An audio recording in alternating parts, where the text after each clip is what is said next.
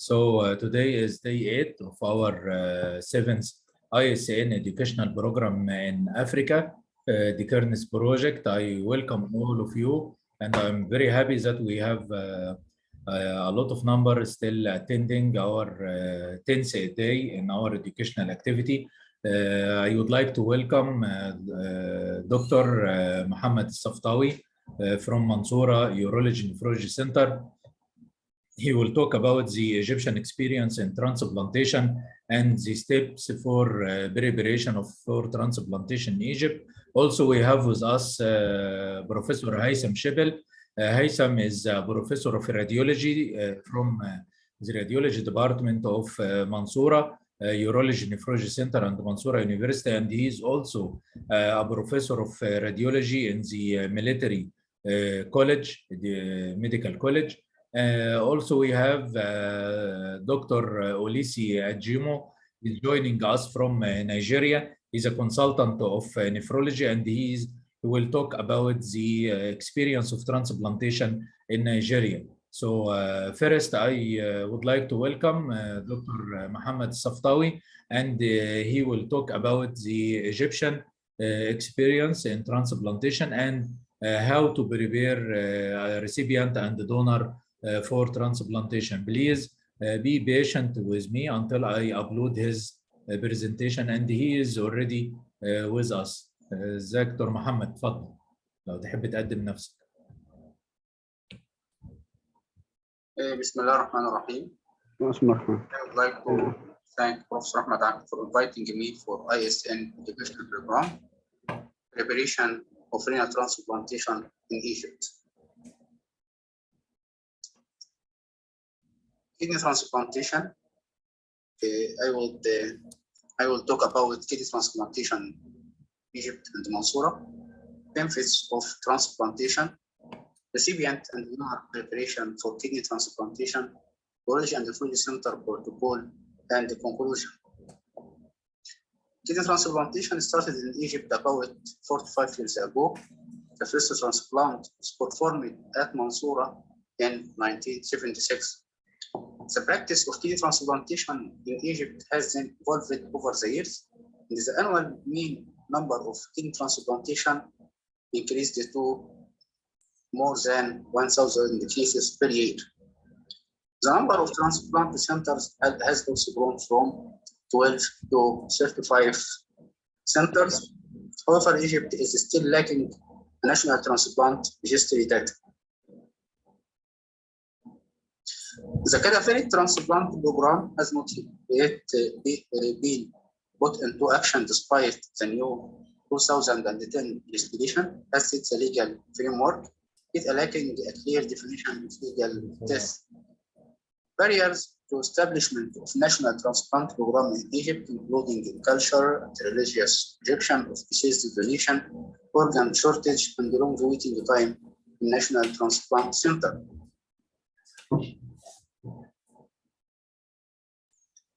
Urology and Nephrology Center in Mansoura was founded in 1983 by Professor Mohammed Wanim as a non-profit hospital dedicated to urology, transplantation, and nephrology services. You only see over 2 pre-transplant clinics per week, in which 40 to 50 recipient and live donors are seen. About 50% of potentially living donors are not approved based on medical reasons, nephrological disorder, urologic diseases, immunologic concern, or other causes. About 90% of living donors are relatives of the recipient. The Mansoura team provides transplantation services to patients through all of Egypt. The entire care, including immunosuppression and follow-up, is covered by other medical insurance or government support. Our center has performed more than 3,000 cases.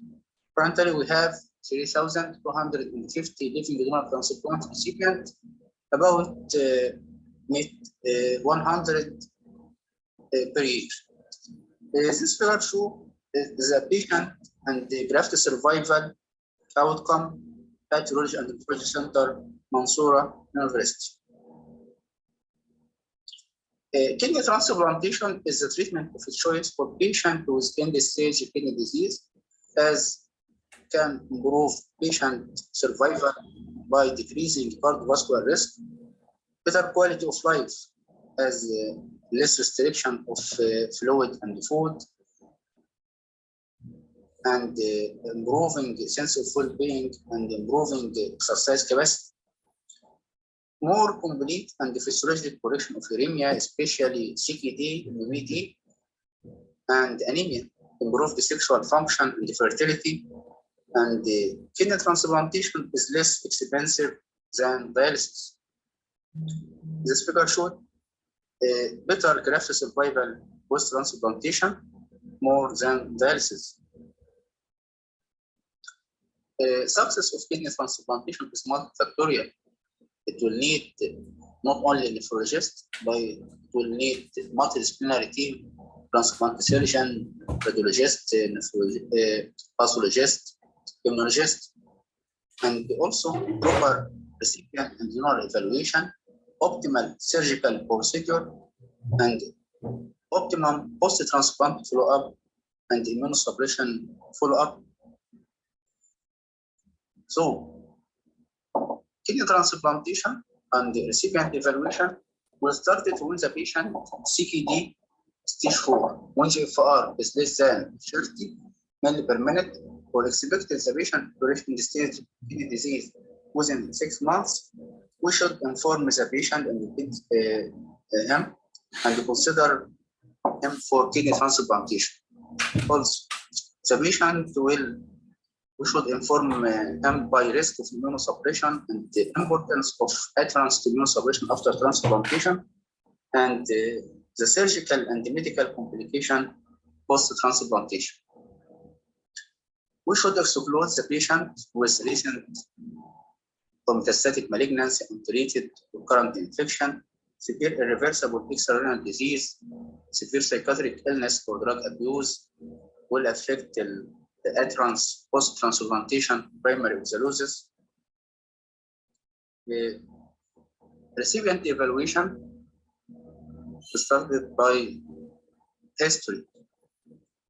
We should take detailed history from the patient, and we should focus on original kidney disease, history of familial kidney disease, potential sensitization risk as blood transfusion, previous pregnancy, previous transplantation, history of any medical disorders, history of active infection, history of hypercoagulable state, as this can lead to catastrophic complication post-transplantation as graft artery, graft vein thrombosis, history of bladder dysfunction, psychiatric disorder, previous surgery, and we should take detailed history about previous transplantation in patient who is going to renal transplant, retransplant. Also, the patient will need complete physical examination, and we should focus on body mass index, expectation of Bardet-Biedl, assessment of bilateral femoral and peripheral pulsation, and psychological and psychiatric assessment. Laboratory investigation, urine analysis, and the culture before transplantation, proteinuria, medicine PCR for exclusion of urinary TB, and the full chemistry and the full CBC, and the coagulation profile, viral profile also as HCV, hepatitis B, virus, CMV, HIV, and Epstein-Barr virus. Tuberculosis testing by tuberculin test or quantiferon test. Radiological investigation as basic chest X-ray, ECG, ultrasound, and CT. Immunological investigation is very important for both recipient and the donor, and should match it between the recipient and the donor. So blood grouping, the first لازم نعمل blood grouping، وزي الرول في البلاد ترانسفيوجن الO is universal donor and الEB is universal recipient.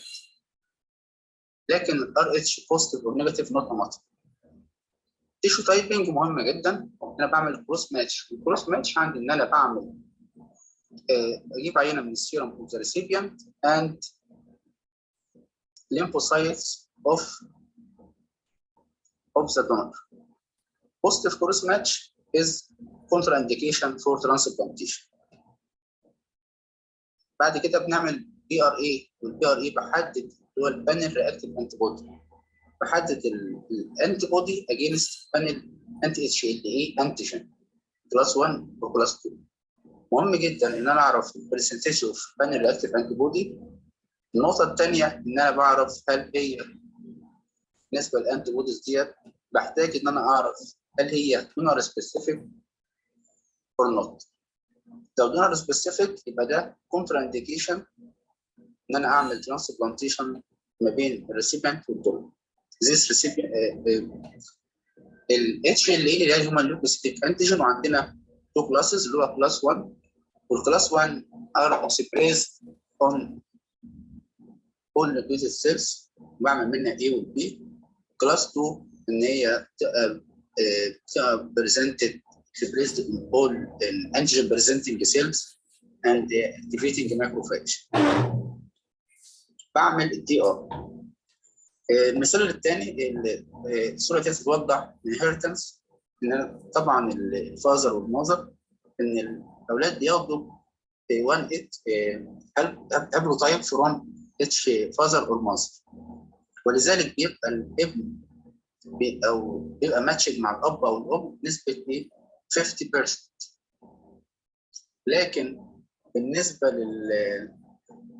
للاخوات نفسهم ممكن يبقوا ماتشنج 50%، بعض الحالات بيبقوا ماتشنج 100%، وممكن في حالات ما الاقيش ماتشنج خالص ما بين الاخوات زي سيبلينج 1 and سيبلينج 2 4.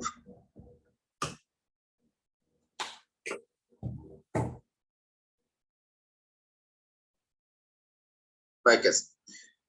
يبقى انا على الاقل عندي ان انا يبقى عندي ماتشنج. الماتشنج على الاقل لازم يكون في واحد دي ار على الاقل عشان ان انا اقبل المتبرع ده. كل ما يكون الماتشنج اكتر كل ما يكون ده بيتر اوت كم. ولذلك الفيجر اللي موجود عندنا بيبين ان 4 ل 6 مس ماتش يبقى معاها الجرافت سرفايفل اقل ما يكون معايا 1 ل 3 مس ماتش.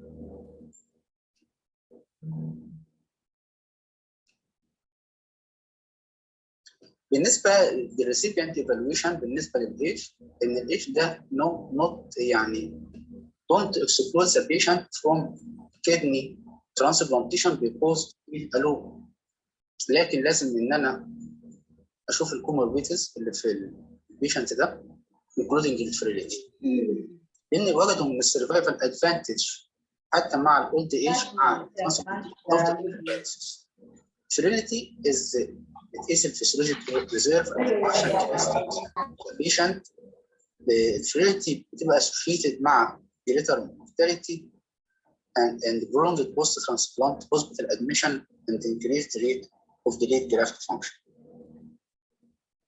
الادهرنس is very important لان النون adherence to the immunosuppression بيبقى associated مع rejection and premature graft failure.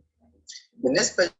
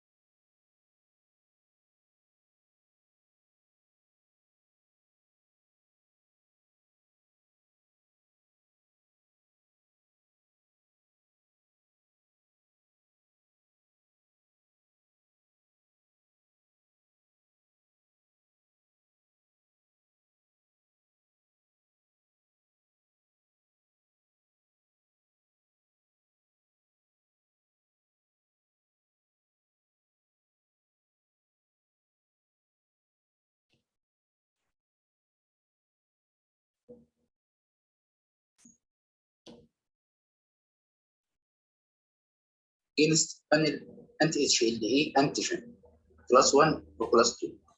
مهم جدا ان انا اعرف البرسنتج اوف بانل رياكتيف انتي بودي. النقطه الثانيه ان انا بعرف هل هي بالنسبه للانتي بوديز ديت بحتاج ان انا اعرف هل هي دونر سبيسيفيك اور نوت.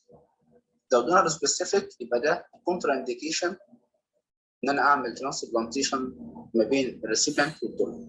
This recipient ال HLA اللي هي الهيومن ليوكوسيتيك انتيجين، وعندنا تو كلاسز اللي هو كلاس 1 والكلاس 1 are expressed on all nucleated cells بعمل منها A و B.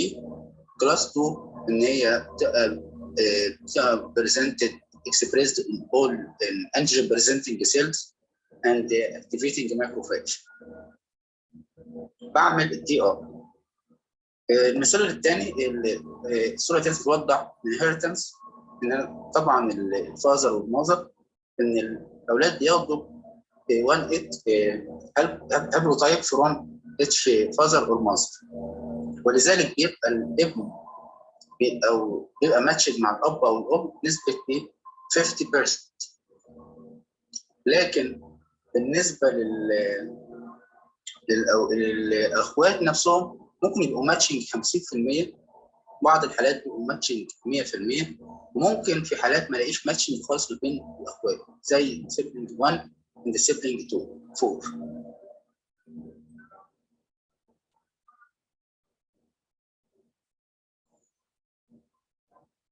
وهكذا. يبقى انا على الاقل عندي ان انا يبقى عندي ماتشنج، والماتشنج على الاقل لازم يكون في واحد دي ار على الاقل عشان ان انا اقبل المتبرع ده. كل ما يكون الماتش اكتر كل ما يكون ده بيتر اوت كم. ولذلك الفيجر اللي موجود عندنا بيبين ان 4 ل 6 مس ماتش يبقى معاها الجرافت سرفايفل اقل ما يكون معايا 1 ل 3 مس ماتش.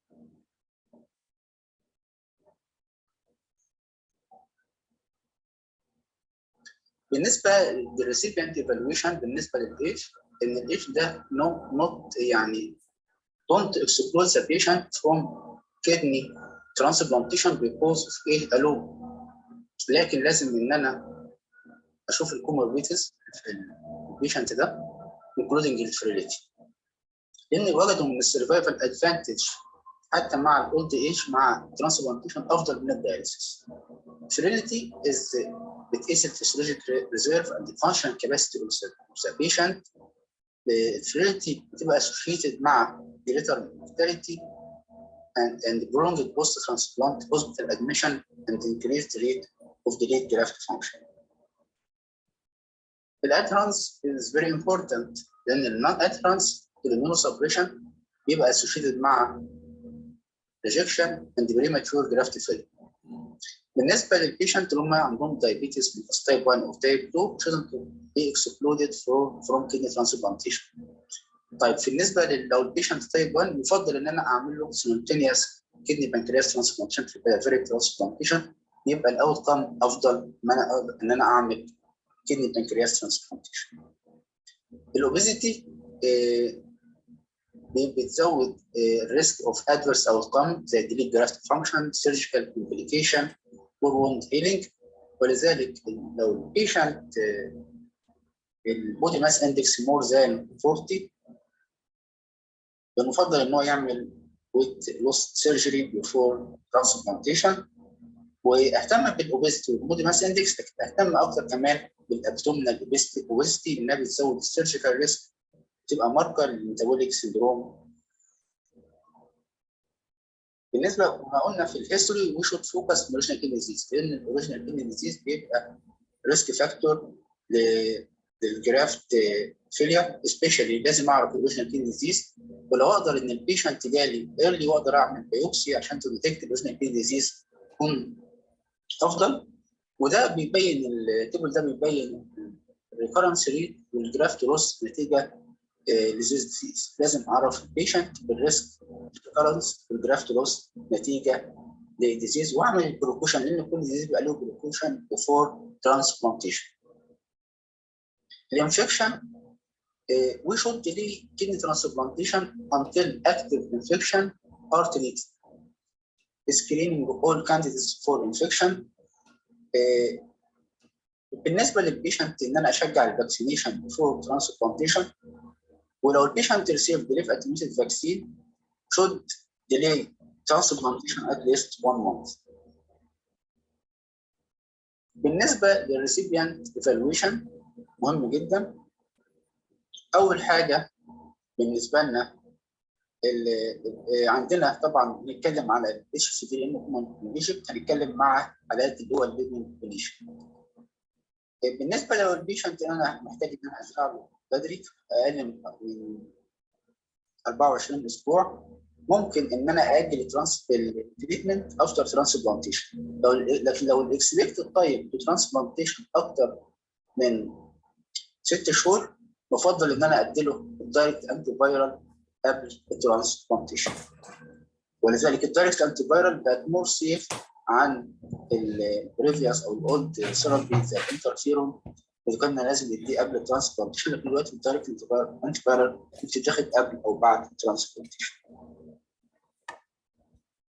المالجنسي is very important. We should screen for malignancy especially for high risk patients زي البيشنت اللي عندهم acquired renal cyst وعلى درس فتره كبيره ان انا اشوف رينال سيل كارسينوما، بيشنت اللي هم ريسيف سايكلوسمايد اكسكلود بلادر كانسر، الهيفي سموكرز ان انا اكسكلود اللانج كانسر. وده التيبل ده بيوضح ان انا الميتنج تايم ان انا البيشنت ده لو اتعرض لكانسر ان انا انتظر قد ايه. في بعض الكانسر ما بتحتاجش ان انا انتظر، مفيش ويتنج تايم زي السيرفايكال كارسينوما انسايتو، ليزال سيل كارسينوما، سكوما سيل كارسينوما. لكن بعض التيومرز تحتاج ان انا انتظر من 2 ل 5 سنين according to the staging of tumor. Biologic abnormality is very important. واحنا كروتين عندنا في مركز الكلى في المنصوره ان احنا بنعمل coding system uroscogram for all the patient to evaluate البلادر كاباسيتي واي ريفلكس موجود. ولو البيشنت ممكن ان انا احتاج ان انا اعمل له يوروداينامكس، خصوصا لو البيشنت عنده بلادر ديسفانكشن او كان عنده هيستوري اوف ريكارنت يو تي اي او في بالونيفرايتس اور ريفلكس. بعمل سيستوسكوبي عندنا كروتين في مركز الكلى ان انا تديكت اي بلادر ليجن بفور ترانسبلانتيشن. ممكن ان انا احتاج ان انا اعمل يوروفلومتري بوست فويدنج ريسيدوال يورين فور بيشنت ويز obstructive symptoms.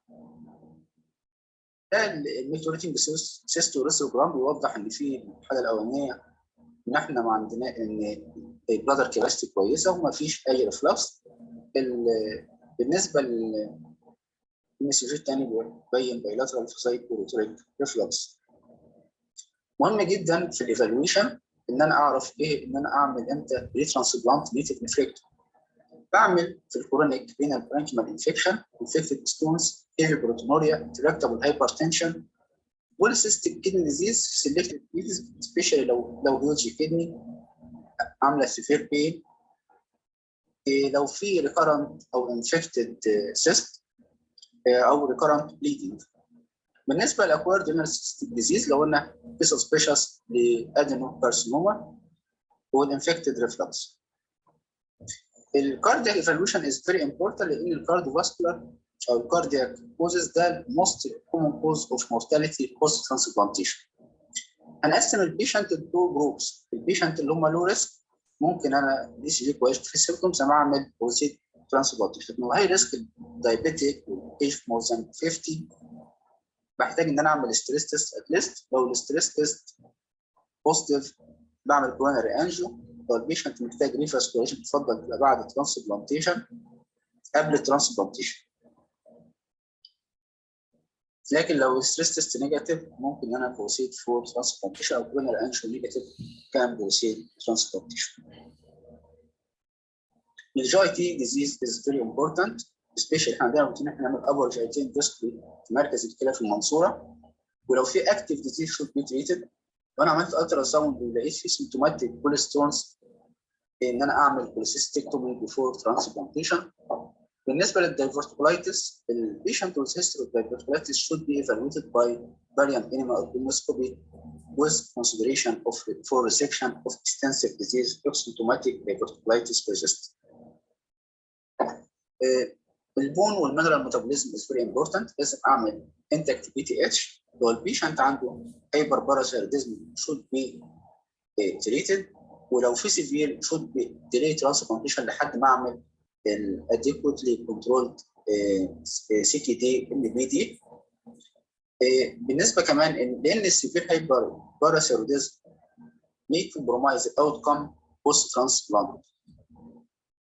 لذلك ان انا بفضل ان انا اعمل سبيشالي على ميديكال ديزيز زي هايبرتنشن، دايابيتس، انفكشن، كانسر، رينال ستونز او رينال ديزيز، اي سايكاتريك ديس اوردر، واعرف هل هو ويلنج تو دونيت ولا لا. نعمل فول اكزامينيشن، لكن طبعا لازم اركز على البلاد بريشر والويت والهايت والبودي ماس اندكس والسكين ليمف نودز فاسكولار ديزيز، واعمل هارت ولانج وابدومينال اكزامينيشن. فانا بعمل فول اكزامينيشن للدونر واتاكد ان هو فري فروم ديزيز.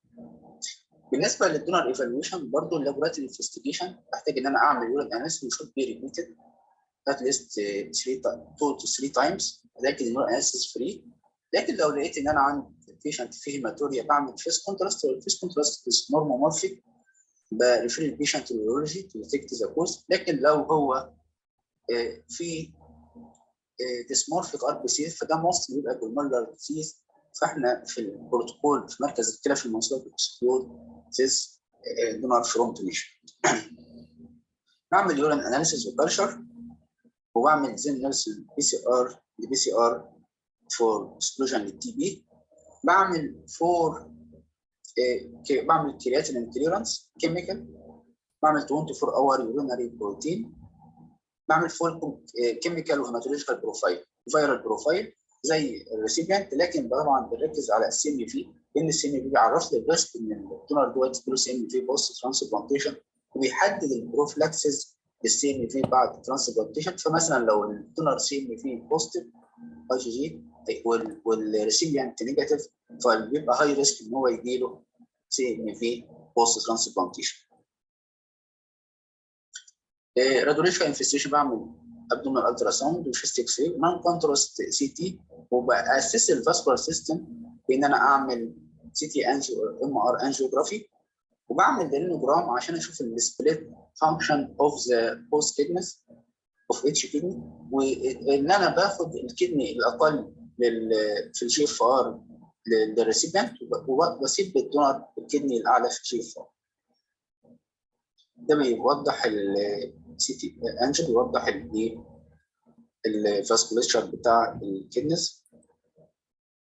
طبعا بالنسبه للكونترا انديكيشن هنا ابسوليت كونترا انديكيشن لو البيشنت ده عنده ايفيدنس فينا ديزيز جي اف ار اقل من 50 ملي في بروتونوريا، في significant renal abnormalities, transmitted infectious disease, active malignancy, current pregnancy, diabetes, recurrent stones، الايج less than 18، ولكن عندنا في القانون المصري الايج لازم اقل من 21 سنه.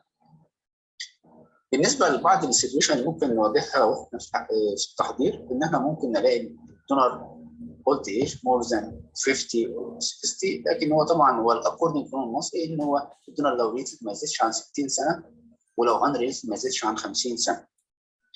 الدونر اللي هو الايج مور ذان 50 shouldn't be excluded، ولكن الدونر ده بيحتاج اقبله بس بقى اعمل له good physical and medical evaluation، يكون الدونر ده عنده adequate kidney function. الأوبيسيتي مهمة جدا. لو الدونر with more than 30 body mass index أكتر من 30 should be individualized according to a risk. أنا الأوبيز نعمل له individualization، لكن طبعا يفضل إن أنا ما آخدش الأوبيز دونرز، لأن طبعا وجدوا إن الأوبيزيتي بتبقى associated مع risk of end-stage disease بيزيد مع الأوبيز دونرز. لكن لو البودي ماس اندكس مور ذان 40 انا هاكسكلود ذيس دونر فروم دونيشن. بالنسبه للهايبرتنشن طبعا يفضل ان هو يبقى هيلثي، ولكن احنا ممكن يقبل الدونر لو عنده مايلد هايبرتنشن كنترول على 1 او 2 انتي هايبرتنسيف دراجز، وما يكونش فيه اي تارجت اورجان دامج. ومهم جدا ان انا بعتمد على الامبولاتري بلاد بريشر مونيتورنج، لان ممكن اواجه بعض الناس عندهم مايلد كود هايبرتنشن في الاوت بيشنت. الدونر ويز بري دايابيتس ممكن اقبله، بس برضه بعمل انديفيدواليزيشن بعض الحالات هنقولها في البروتوكول بتاع مركز الكلى في مصر. بالنسبه للدونر ويز ستونز، ان هو ممكن اقبل الدونرز ويز هيستوري اوف ستونز، ده هو دي كانت سنجل ستونز، اعمل له ميتابوليك ورك اب، لازم يكون نورمال، الستونز ما تكونش ريكارنت، ويكون سنجل ستونز وما السايز ليس ذان 1.5 سنتيمتر. بروتونوريا، لو الالبومين كرياتين ريشيو اكثر من 100 ملغ بر ديسيليتر اي شود اكسكلود ذيس دونر، لكن من 30 ل 100 اي شود individualize according to the risk. لا ينتهي موضوع الدونيشن ان انا بعد عمليه الترانسبلانتيشن، لكن حتى تبع الجديد جايدلاينز، واحنا عندنا في المنصوره في بوست دونيشن كلينيك، وديت بيتعمل اسسمنت، بيتعمل فولو اب ريجولار للدونرز بعد الترانسبلانتيشن، تبقى القاعده ديت بيبقى اتعمل ايفالويشن للدونرز كلينيكال ولابوراتوري، بيبقى احتاج اعمل الترا ساوند، بعمل الترا ساوند على البندنج كدني، وبعمل بروفايدنج ميديكيشن فور دونر اف نيدد. يبقى انا بقيم فلع البيشنت واعمل له لاب وبادي له علاج لو احتاجنا، دي حاجه كويسه جدا. بعد كده طبعا ده البروتوكول او الجايد لاينز فور دونيشن عندنا، ده احنا طبعا الابسولوت موستلي بيبقى زي الجايد لاينز انترناشونال، ولكن الريلاتيف كونتراديكشن نتكلم فيها. طبعا احنا طبعا قلنا ايش مش هيبقى فوق 60 سنه، لكن لو في بروتونوريا من 150 ل 300 ممكن ان انا اقبل، ده بعتبره ريلاتيف كونترانديكيشن. لو البيشنت كان عنده بوردر لاين هايبرتنشن، مارد هايبرتنشن او اوبيز، ده كلها بتعتبر ريلاتيف كونترانديكيشن او امبيرد جلوكوز تولرانس او هيستوري اوف ايج. طبعا عندنا القاعده في الريلاتيف كونترانديكيشن مهمه جدا، ان الايج ما يكونش صغير، يكون الايج فوق الايه 50 سنه، يكون الاونلي افيلابل دونر، يكون الدونر دوت highly motivated وسترونجلي willing وشود فول اندرستاند ذا possible risk of deletion، وما يكونش الدونر ده عنده الا one relative contraindication. في الاخر انا بيبقى عندي ترانسبلانت بريبريشن شيت بيبقى فيها كل الانفورميشنز عن الريسيبيانت والدونر من ناحيه الايفالويشن بالنسبه اللاب وراديولوجي والاندوسكوب اللي اتعمل والبيوبسي لو احتاجناها، وكل الانفورميشنز عن الكلينيكال واللابوراتوري والراديولوجي عن الدونرز. وفي الاخر بحدد انا بعمل رينال ايرو ترانسبلانتيشن رايت اور ليفت، والدونر ده بعمل له نفريكتومي رايت اور ليفت. Conclusion from my presentation: kidney transplantation is the treatment of choice for most patients with end-stage kidney disease. A successful kidney transplantation improves quality of life and reduces mortality risk for majority of patients when compared with maintenance dialysis. It's important that potential transplant recipients are carefully evaluated in order to detect rotating existing illness, which may affect the operative risk and survival after a transplantation.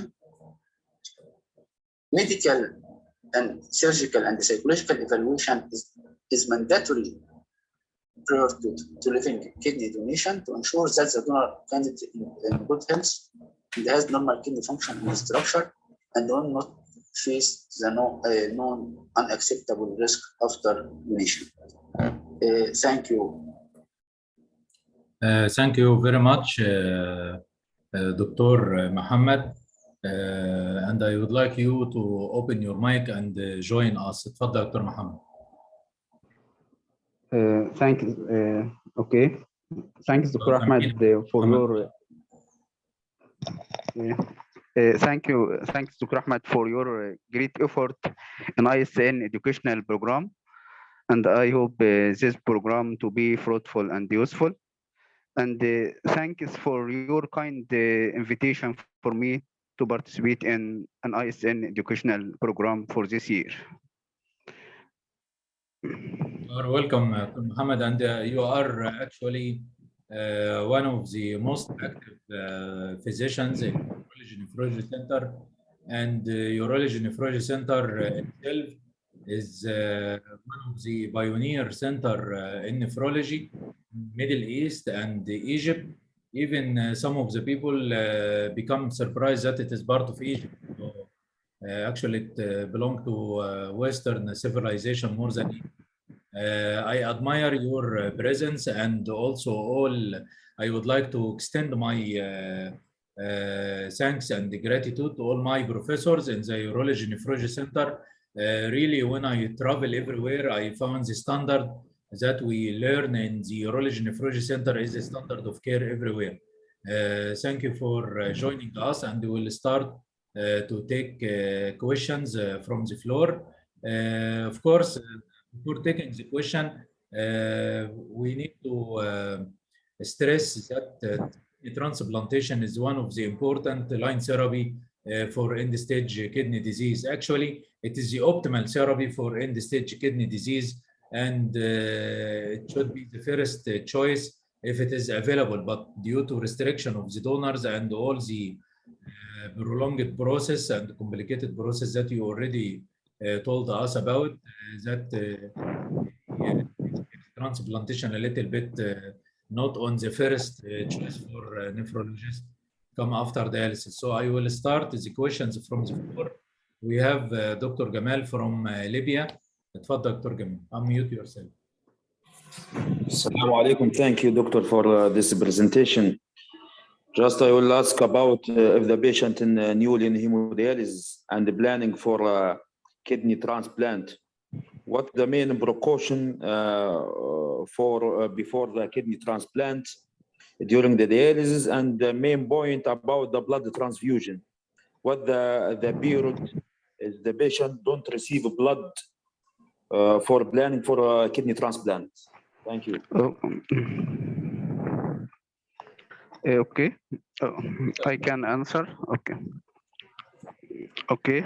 Thank you, Dr. Gamal, for your question. Patient is very important in patient on dialysis. You should inform the patient before dialysis. When the patient is CKD, chronic kidney disease, and expecting to be end-stage kidney disease within 6 to 12 months, I should inform him about different replacement therapy as dialysis and transplantation. And I should focus on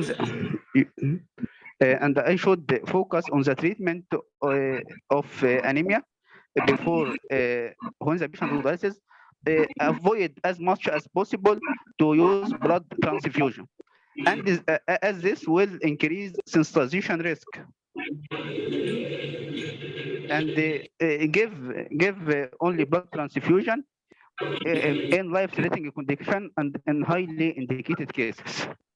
If I need to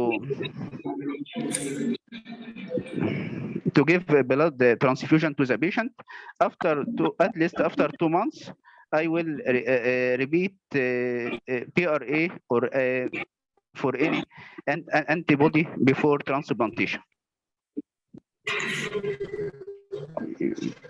You hear me? Yeah, Dr. Mohammed. So, Dr. Gamal, just to summarize what Yes. Mohammed said, if you are going to give blood to the patient just in severe anemic heart failure conditions, which I mean that hemoglobin is less than 6, or the patient already having symptoms of acute severe anemia, or he is in acute distress condition or bleeding, for example, post-surgical bleeding, or in a stressful condition. And even when you are preparing for blood for a patient prepared for transplantation, we actually reserve a special blood for him. So we use a leukocytic filter to only give the RBCs and to avoid transmission of leukocytes, which can participate in the pre-transplant sensitization. You know, he may develop antibodies, and then before transplantation, we do cross-match BRA, it will be positive, and you may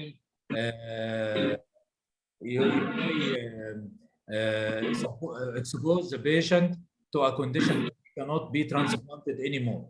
That's why you are. دكتور احمد لو البيشنت دكتور احمد لو المريض اخذ بلد، كم المده اللي يستناها عشان يدخل على الليسته يعني بتاع الكدني ترانسبلانت لو اخذ بلد؟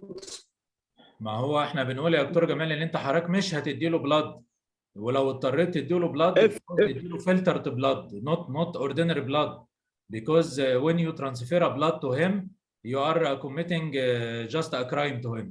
You are exposing him to sensitization, and sensitization can develop within 3 months.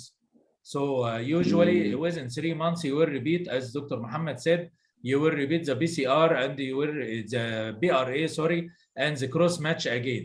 So most of the centers they repeat cross match just 2 weeks before transplantation, and some of the centers they will repeat BRA 3 months post blood transfusion. And also in transplantation, we mean by blood transfusion not a whole blood. No one giving a whole blood to a patient prepared for transplantation. There is no reason that you give whole blood to that patient. You need only RBCs, except if you have another condition of pancytopenia or something.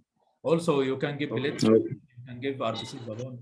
So thank you. Blood, please avoid as much as you can, except in eventual accidents or events that you don't have upper hand on it. And even some of the centers may give immune suppression after whole blood transfusion. But most of the centers is not giving any whole blood, only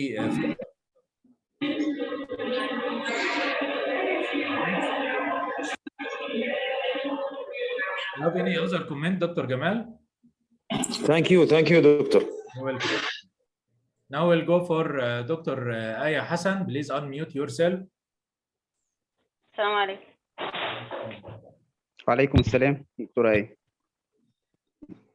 اتفضل. اتفضل يا دكتور آية، سامعين؟ دكتور آية؟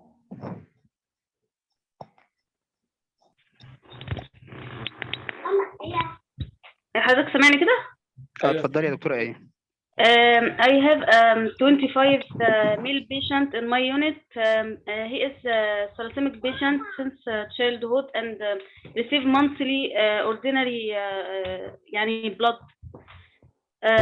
He told me يعني he seek for kidney transplant and يعني I advise him to forget about this. يعني it would be absolute for him. He received regular blood transfusion as he is thalassemia patient. Not okay. Regarding no contraindication, if I need to give him blood, I will give him filtered blood, as Professor Ahmed Akli said. But not contraindication for transplantation. We have a patient in sickle cell anemia in our urology and nephrology center with a perfect graft survival as the usual other patient. So there is no contraindication if no other comorbidities will affect the graft outcome. دي اول نقطه. النقطه الثانيه ان انا يبقى البلاد ترانسفيوجن لازم اتاكد، لكن mostly this patient mostly يبقى highly sensitized، يبقى عنده high PRA, and this may only increase the risk of rejection after transplantation. So if we transplant this patient, we will put them on maintain them on high risk if high PRA, high induction therapy, and triple immunosuppression, steroid, Prograf, or tacrolimus, and MMF. So, Dr. Aya, we don't use assumption to prevent patient from transplantation. So, as Dr. Muhammad said, you can send him if he has available donor, because 25 years he is a young. If he has available donor and he is stable and does not need that frequent blood transfusion, otherwise he will need also blood transfusion after transplantation, and this will for sure risk his graft outcome. So he will not get benefit from transplantation. But if he is stable as regard hematological issues, and you want to, he is asking for the availability for transplantation, you can refer him to the transplant center in the urology nephrology center, and they will ask for BRA for him, because sometimes he is not in his condition as regards the thalassemia or sickle cell, he may not be sensitized. Mostly he will be sensitized, but at some conditions he will not be sensitized. So it is better to do the BRA test for him, and if he is sensitized, they will reject him for transplantation. At least he did, and you did your part. And if he's not sensitized, they will complete the preparation for him, and he may enjoy good graft function. And as I remember, we had, as Dr. Muhammad said, a patient with sickle cell anemia, and even she developed the activation sickling attack while she was visiting her relatives in Saudi Arabia. She went to Abha, and she was in high altitude pressure with low oxygen, so she developed the attack of sickling, and came back to the urology nephrology center and well treated and enjoyed her graft for another time of period. Dr. Ahmed, we have some doubtful cases. We discussed these cases in every week in ethical committee by all our team in urology and nephrology center, by transplant surgeon and nephrologist to comment on doubtful cases to be rejected or approved, and may need another specialties in our decision as in such this case. Okay, we will go forward for Dr. مسعود. اتفضل دكتور مسعود. السلام عليكم. وعليكم السلام. السلام دكتور مسعود. Dr. Muhammad, for your nice talk. I wanted to Thank ask you. about the rate of donors who become in the stage in your center, and how can you deal with them, and what is the major causes of them to become in the stage. Next question. Why Mansoura Urology Nephrology Center not transplanted for non-related donors? And thank you. أول سؤال يا دكتور مسعود، معلش. أول سؤال. First question, please. What is the rate of donors in your center become in the stage kidney disease after donation? You have the rate. And okay. We have about 10 cases. Only about more than 3,000. معلش دكتور محمد، دقيقة واحدة بس، عشان الدكتورة آية كانت كتبت تكملة للكيس بتاعت الثلاسيميا. She's telling us that the patient for thalassemia, they are preparing him for bone marrow transplantation. I don't think, Dr. Aya, it will be a very good therapeutic approach for him to do bone marrow transplantation. And if that will relieve his hematological condition, it is much better to have also kidney from the same donor of bone marrow. If he can have bone marrow and kidney later on from the same donor, it will be perfect for him, and he will be even tolerant and will not need a lot of immune suppression. This will be a very good approach for him. But if he is also only transplanted for bone marrow, that means all of his matching and the tissue matching parameters can be changed and can be repeated later on. Once he is stable from hematology side, he can go for transplantation. Thank you. Now we'll go back to Dr. Masoud's question about the outcome of the donors after transplantation, and if they have a high percentage of renal failure than the general population, which means that donation is a risk for renal failure, or they are just within the same percentage as the general population. تفضل دكتور محمد. Okay. This topic was published by Professor Ehab Wahba about 3 years ago about end-stage disease in patient after donation. we have about 9 or 10 cases within between بين اكتر من 3000 cases of transplant. So our percentage about near normal general population, and I can send it to you this paper after our presentation today. Our hope to know في some risk، لكن الهدف من evaluation of donors ان احنا to minimize risk as much as possible. So the donor at our center need complete physical and laboratory and radiological evaluation. Relative, we can accept some cases with relative contraindication, and as I mentioned in my presentation, but these cases for some patients such as only يبقى عندنا one relative contraindication.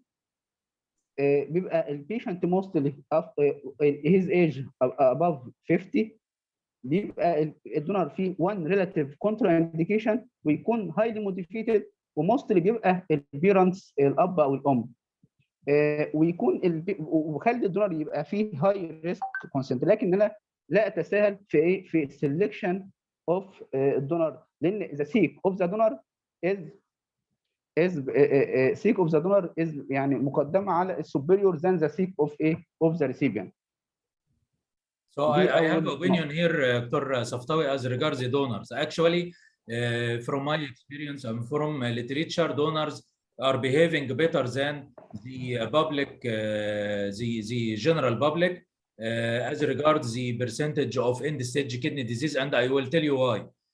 Why? Because they are exposed to the same environmental factors of dehydration, pollution, diabetes, hypertension, renal stones, and we had donors develop the stones and with obstructing stones, crushing, and as well after donation.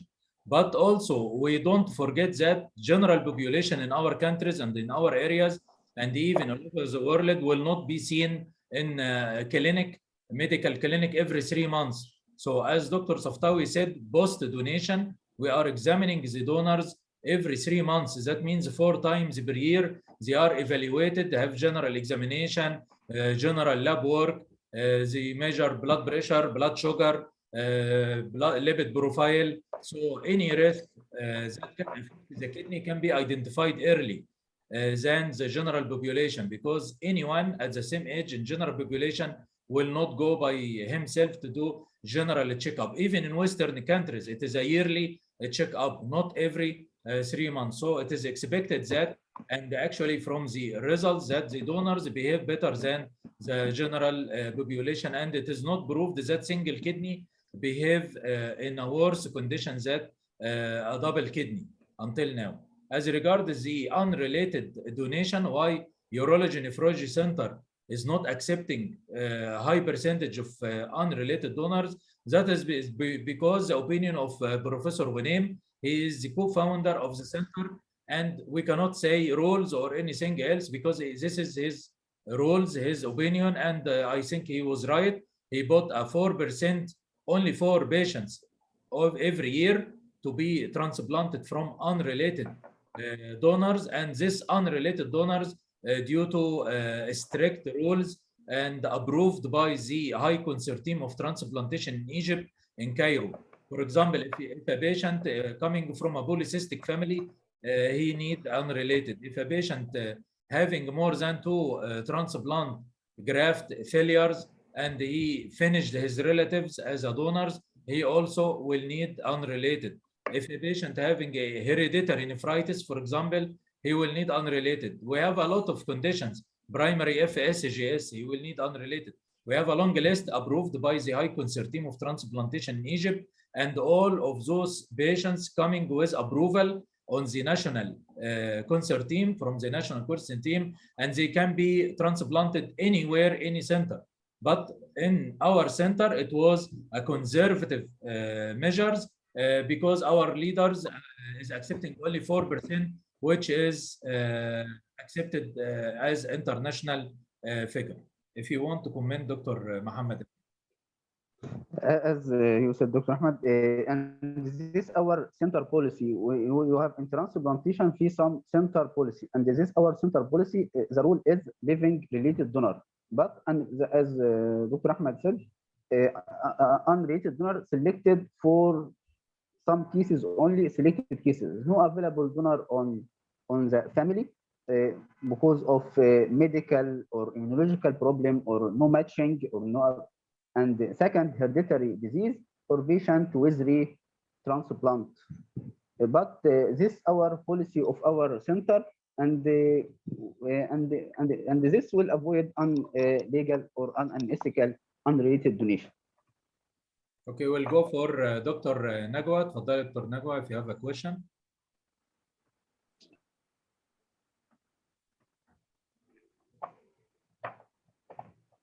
Dr. Nagwa.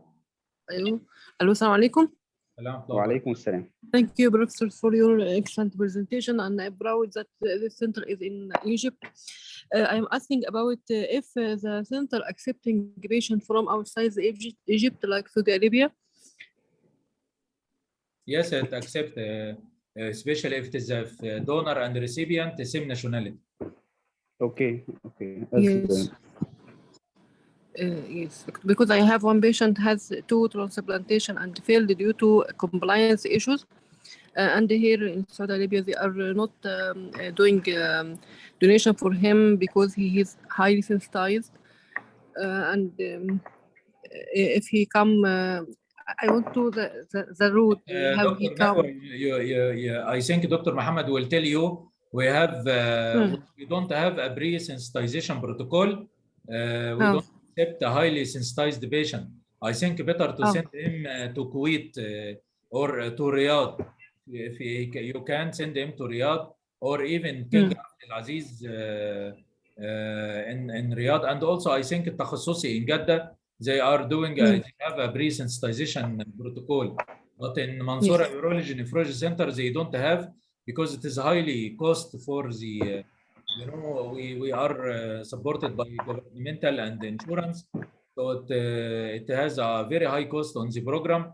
So I don't think they have a pre-sensitization protocol, but Dr. Ahmed can correct me. Fadda, Dr. Mohammed. Okay, as Dr. Ahmed said, we have no decentralization protocol as very costly. And our transplant, we depend on living related donor, and with sensitization protocols also will increase the risk of infection and malignancy and rejection post transplantation. So we don't accept highly sensitized patient in our center due to many causes reasons. Thank you. تفضل دكتور مسعود عشان we have to go to the next lecture. Sorry, my dear. I have a patient in my center have primary hyperoxaluria, need renal transplantation but refused from Mansoura Center. Is primary or secondary hyperoxaluria? Primary. He is diagnosed primary, and Dr. Subh refused to transplant for because him. you need liver and he traveled to Cairo to do it out your center. Patient, okay, Dr. Masoud, patient with primary oxalosis will risk of recurrence is about 100% after transplantation, and this patient will need liver and kidney transplantation. Yes. And this is, I mean, but without liver transplantation, the recurrence rate will be about 100% after transplantation. Is Mansoura Center can do this renal and liver transplantation now or in the future?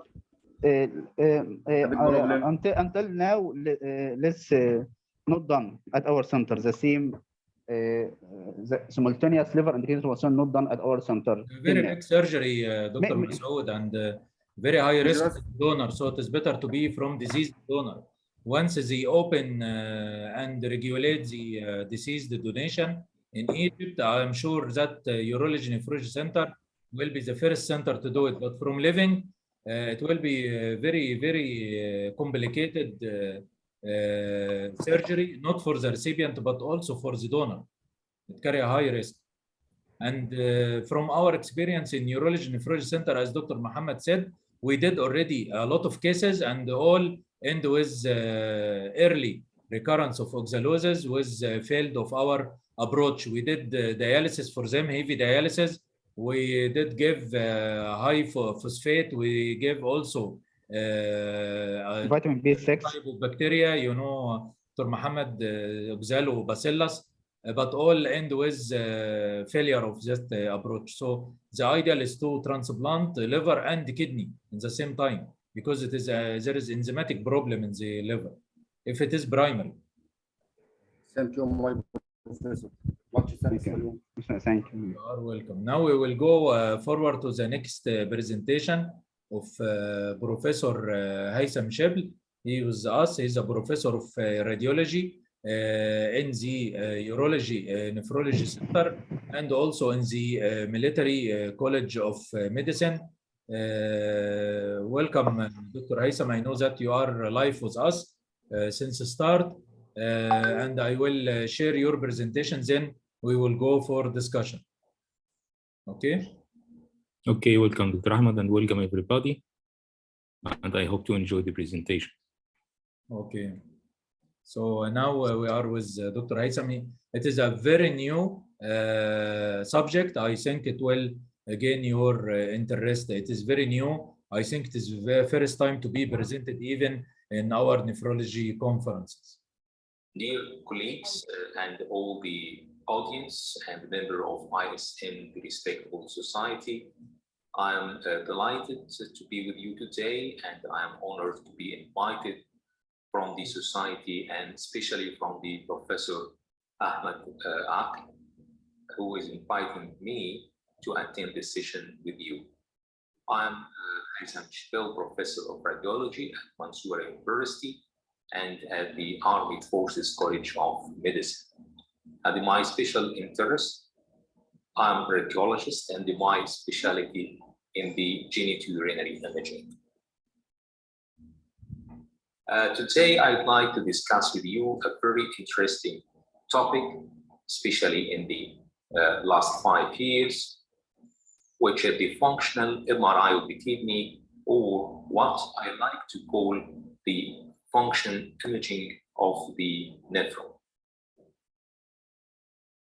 So my objective today is to expand the knowledge regarding the new era of the functional MRI and give a hint about the possible clinical implication regarding the renal imaging.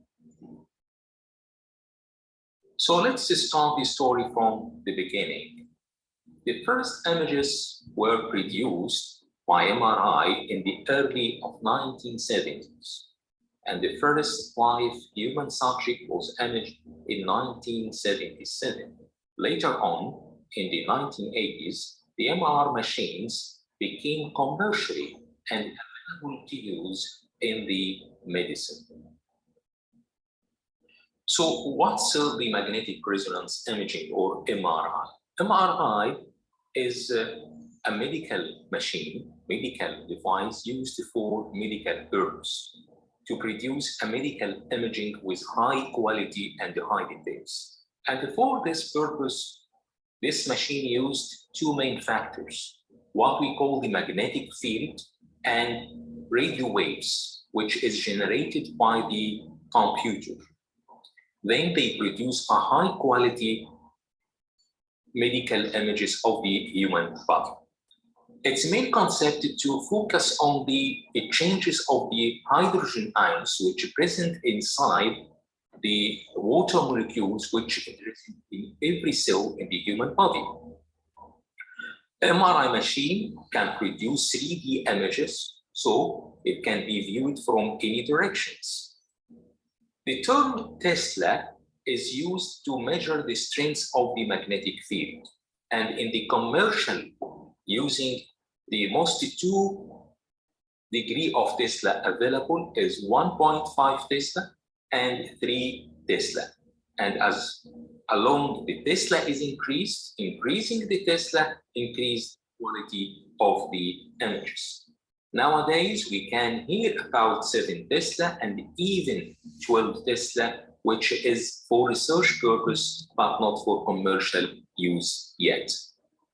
These are some MRI images which produced with high quality. These are examples of the MRI spine here, and this is example of MRI brain, musculoskeletal of the knee, and the example of the MRI of the human body. And you can see the internal organs in details of kidneys, liver, spine, the muscles, the fat, the bowel, and all these details can be obtained.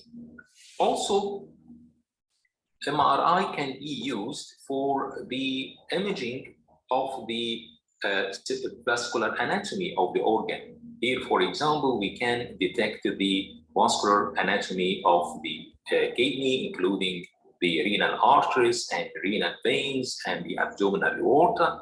All these can be scanned without giving a contrast, and this is a major advantage of the MRI. This is another example of the carotid circulation and all the branches of the head and the neck circulation and the arch. Also, this example of the cerebral circulation. This is another example for the whole body organs and the peripheral vascularization, which indicate the high efficacy of the MRI angiography. Therefore, the current imaging rule is to detection of anatomical abnormality with excellent details. However, this is not our ambitions for radiologists or even the clinicians. We're hoping for detection of function, abnormality of the function, even before translated to abnormal morphological changes. This is what we hope and expecting from the MRI. So the question is, if the era of the function abnormality detection, it is a far away, we should await, or it's near, or it's arrived? And the answer is actually it's arrived. And it's almost now could be used in the clinical application. And let us discuss in the next slides how this began. And the story is starting from the 1980s. And we will see this in the next slides. In the 1980, Ronchi et al. Demonstrated that serial MRI after contrast injection were able to diagnose acute changes in renal function. At the same time, Petri et al. Demonstrated another notes about the fast scan imaging of the renal MRI can isolate and calculate the renal perfusion. And from the renal perfusion, we can estimate the glomerular filtration rate. And concluded that in the future, MRI can provide excellent physiologic information in addition to the anatomical details, with results that should be comparable to the nuclear medicine or isotope scan. For the next 30 years, this idea were the focus in the mind of the MR physics and the radiologists. However, after promising initial results have reduced, there was a rapid increasing interest by the nephrologists and the urologists. And the aim of all these ideas and research is to develop a new MRI biomarkers that can support the results which obtained from the laboratory markers as blood sample or urine sample, and even with renal biopsy. And finally, after more than 30 years, the future comes. And this is actually announced in the 2018 by the Professor Eckhart, which is an internationally renowned nephrologist, when he was asked in the second international meeting on MRI imaging in Berlin, what do you expect from renal MRI? And he had a simple answer. He said, a lot.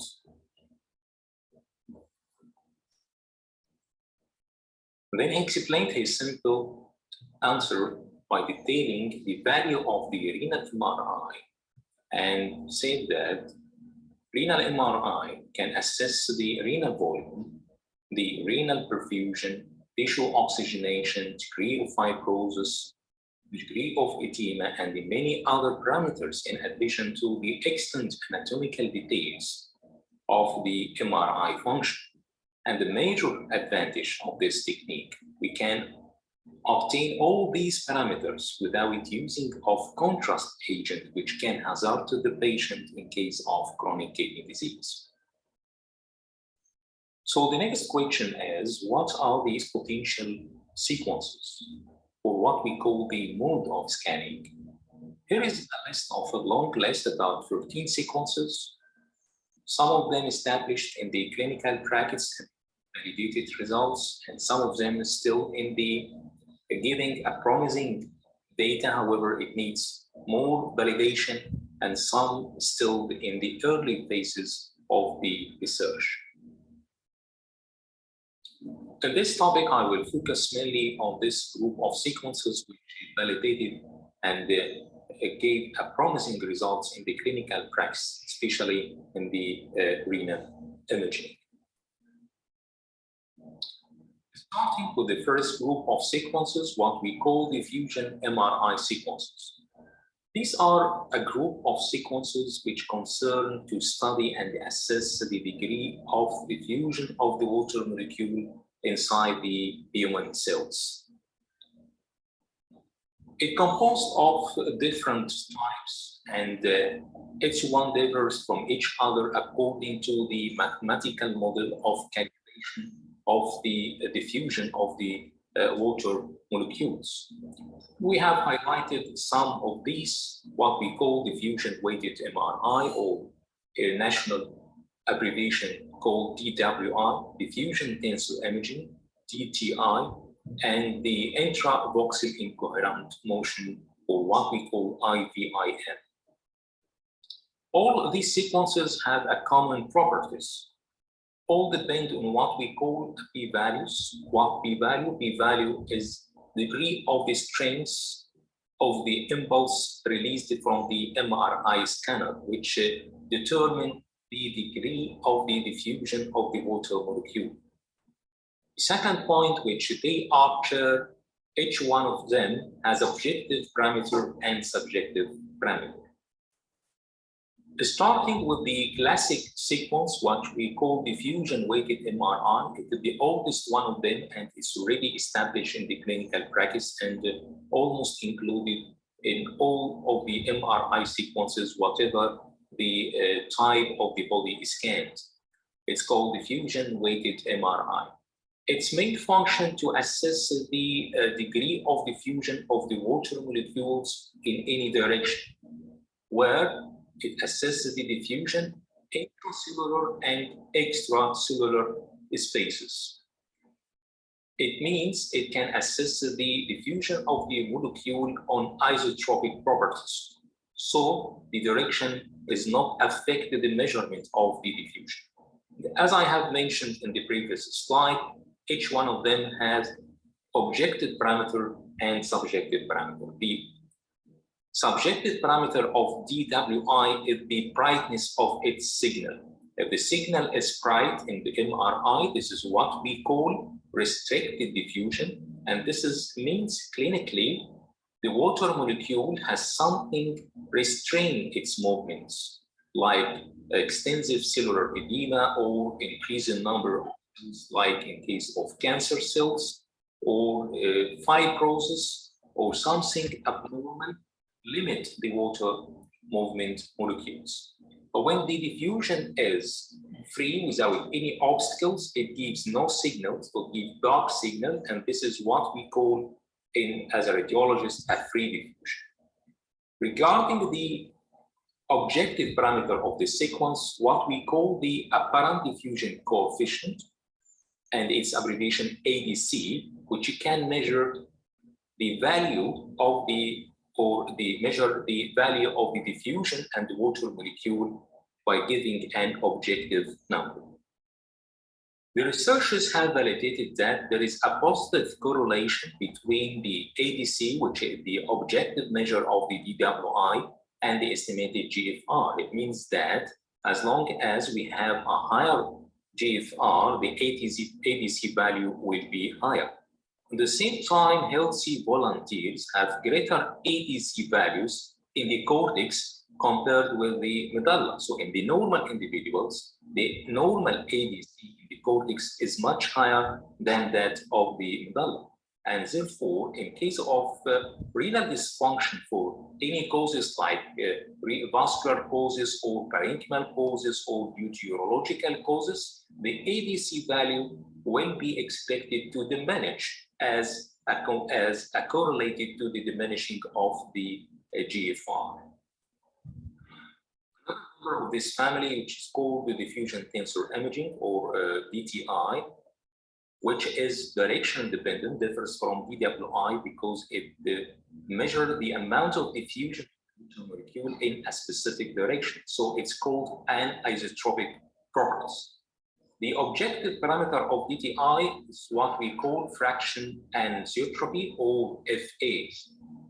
Also, FA has a positive correlation with the status of the kidney. This is mean that if in this diseased kidney, FA is low, while in the normal kidney, FA is higher.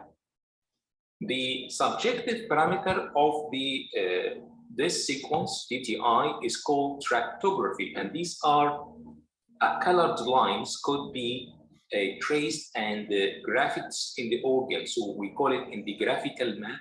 It gives me colors with specific numbers. As long as the kidney is normal, these lines is abundant in number, regular in the distribution, and with a regular direction. We can see here an example for this sequence to understand its concept. Here, this is a normal kidney. In A and B and C, a disease status of the kidney with diabetic nephropathy. However, B without microalbuminuria, and C is a severe form with microalbuminuria. We can notice that in the normal kidney, there are abundant lines, increased in number, have the regular distribution. It takes the medullary distribution of the kidney. However, the other cases, the lines became fewer in number. Compared B to C, it's much fewer as long as the severity of the condition is increasing. And at the same time, the arrangement lost gradually from A to C. And the arrangement is correlated with the degree of the disease of the kidney. So this is an impressive about the status and the severity of the condition. This is a normal case, and this is mild disease, diabetic nephropathy, and this is a severe one with microalbuminuria. The last member in this family called intravoxel incoherent motion or IVIM. And this sequence has a special feature because in addition, it can measure the diffusion of the water molecules. It can measure the perfusion in the blood capillaries. So it can provide two major functions, perfusion and diffusion. And this is what we call the pi-exponential mode, and based on the different types of the p-value used. Its objective parameters measure three parameters. It gives us what we call perfusion fraction, pure diffusion, and pseudo-diffusion coefficient. And its subjective parameter as the conventional DWI is based on the what we call brightness of the signal, could be restricted, it could be free diffusion, and at the same time, it can give us what we call a perfusion map, which is a colored map, assess the degree of perfusion of the kidney. And IVIM is considered the most active sequence investigated in the last years. And here is a table summarize the different diffusion sequences with the p-values and the objective parameters, subjective parameter, and the value and the special features for each one of them. In the next slides, I will highlight some of the clinical implication of the diffusion sequences in the different status of the renal imaging. And for example, this paper recently published discussing the value of the diffusion sequence in the assessment of the status of the acute obstruction of the kidney due to calcular obstruction. Is it an actual obstruction or not? And this model, these images give an example of the normal status of the kidney. In this image, we can notice that both kidneys shows a dark signal, which it means that this is the normal status of the kidney. This is what we call the diffusion image. And this image called ADC image, which is the calculating objective parameter of EWI, as I have mentioned before, the apparent diffusion coefficient. This is a case of normal kidney. But while in the status of acute obstruction, you can notice that this is a CT and there are multiple small stones at the left uretrovesical junction pointed by the blue arrow. And you can notice that the upper tract here, the right kidney is still with low signal. It means that it's in normal status. However, the left kidney shows bright signal. It became more brighter than the right kidney. It means that this is a restricted diffusion. This means a restricted diffusions, and this is suggests the kidney is in acute obstruction status. And here, this is the ABC map, which is normally should be on the reverse of the diffusion map. If it is high or bright here, the kidney should be the opposite signal. It should be low signal. This is tell us this is a real diffusion restriction and not artifact. And this means that the diffusion can assess the status of the kidney and say that there is actually acute obstruction, not just the dilatation of the urinary tract. Another clinical implication of the kidney went to assess in the case of pyelonephrosis to differentiate the cases of hematuria. And if there is this is right kidney here with marked hydronephrosis and thin parenchyma, and the fluid normally in MRI in this sequence appears as a bright signal. This is a T2 sequence.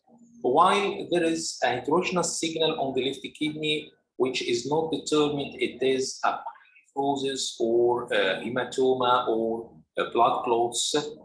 While when assessing the status using the diffusion sequence, there is a significant bright area in the suspected region, indicate that this is a soft tissue mass, and this indicates this is a case of transitional cell carcinoma, which is proved by the biopsy. This is the example we have mentioned before, and I'd like to repeat an example of the DTI and its value of the tractography, the subjective parameter of this sequences of the normal kidney with abundant and regularly distributed tracts, while in the mild severe condition, they start to become irregular and fewer in number, while in the severe status, we found that this tractography become fuzzy in pattern and less fewer in number, and this is related with the status of the kidney. This is another paper which is concerning about the differentiating between the benign and malignant renal masses using the IVIN, WI, and another type of diffusion. It's called a cortosis. Cortosis is almost with the same of the DWI, however, with higher P parameters. And they concluded that IVIN parameters are the best compared to with the DWI and TKI parameter. And this is logic because IVIN can detect the perfusion of the lesion or of the kidney. And if we comparing the perfusion of the malignant mass versus the benign mass, we can expect that in most of the cases of malignant mass, they are higher perfusion. So IVIN produce here a higher sensitivity for such cases.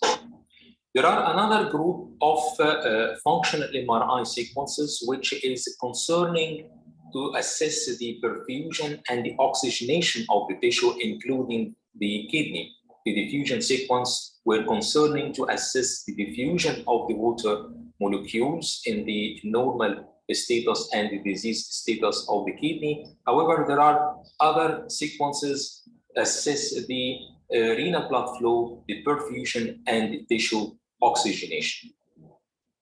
I will highlight the two major sequences regarding the blood perfusion and tissue oxygenation. The first one of them is called arterial spin leveling, or ASL. Arterial spin leveling is designed for quantifying the renal blood flow and assess the renal perfusion without injection of contrast. This is a major advantage of this sequence. Also, it's used the protons in the blood as an endogenous triggers. The hydrogen ions within the blood cells, it's used as endogenous tracer instead of the usual and the conventional contrast of the MRI. Also, the renal filtration fraction in the kidney can also be evaluated through using ASL, and in recent studies, it gives better reproducibility than dynamic contrast enhanced MRI with no adverse effect. Dynamic contrast MRI, it means that to assess the renal perfusion, however, it needs a contrast injection. So the ASL, it's found, has a more and better reproducibility compared with the DSE MRI. The second sequence in this family, which is what we call blood oxygen level dependent, or the BOLD sequence. And this sequence assesses the degree of tissue hypoxia as long as deoxyhemoglobin has a paramagnetic field, so we can measure by the MRI the degree of the amount of deoxyhemoglobin. So the presence of deoxyhemoglobin generates a susceptibility difference that locally affect the magnetic field and increase what we call the relaxation time, and they give an objective parameter, we call it R2 star. So R2 star, this is give an idea about the amount and the degree of the deoxyhemoglobin, which it gives idea about the degree of tissue hypoxia. So high R2 star means that there is a tissue hypoxia and low tissue oxygenation. So R2 is usually derived from what we call a multi-echogradient. In this paper, which is recently published in 2021, it's assessing the status of the chronic kidney disease in the childhood, and they assess two sequences: the BOLD oxygen level dependent, the BOLD sequence, and the IVIM, which is a group of the diffusion sequences. IVIM, as we recall, assess the perfusion degree of the tissue, and therefore the kidney, and the BOLD MRI assess the degree of the tissue hypoxia. And they found that both of these sequences can provide us with a promising results and could be biomarkers for assessing the status of the kidney in CKD patients, especially in a childhood, and consider they are non-invasive methodology because they don't use a contrast agent. Another paper also published in 2020 in the British Journal of Radiology, they assess the diabetic nephropathy by using two main sequences, DTI and BOLD MRI. And they found that both can have provide us with a promising data. However, in this study, BOLD may be more sensitive for the assessment of early function changes produced by the effect of diabetes on the kidney. So it's one of the major rule and the major biomarkers which could be assessed. Here, another article for detection of renal hypoxia using the BOLD MRI sequences in a status of lupus nephritis. and they found that the tolerance was damaged in patients with lupus nephritis. This damage could be assessed by the both MRI compared with the renal biopsy and the estimated GFR, and there is a correlation between the degree of the tissue hypoxia and the degree of the estimated GFR and the degree and the stages of lupus nephritis. Another example, using the arterial spin leveling as a non-invasive tool in case of contrast acute kidney injury, and they concluded that ASL and the DKI, diffusion kurtosis, can be considered a non-invasive biomarker which can assess and predict the status function of the kidney and the recovery stage of the kidney from such case scenario, acute kidney injury. So all these results provide us with a knowledge and important physiological information which is not available before 10 years. And finally, here we can illustrate the different functional MRI sequence. Many of them I have mentioned, and some of them it's not in the early investigation and not validated yet as what we call T2 mapping, which is detection for inflammation, T1 mapping for detection of fibrosis. However, all these parameters which you can assess and we can produce what we call multi-parametric MRI.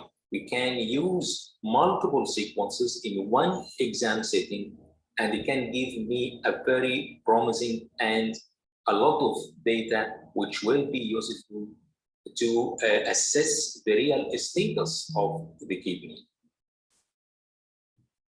These are our reference for this lecture today. And then finally, I'd like to explain what the ESCUR means. This logo, which I presented it in most of my slides. ESCUR, it's the recent established society in Egypt regarding the Egyptian Society of Genitourinary Radiology. And from its name, it's concerning about the genitourinary imaging. However, it's concerning about any condition regarding the nephrology and the urology disorder. So I'd like to announce its establishment in this year, and I hope to be members of this society to and its aim to expand the knowledge of such imaging technique for this subspecialty and a very interesting topic.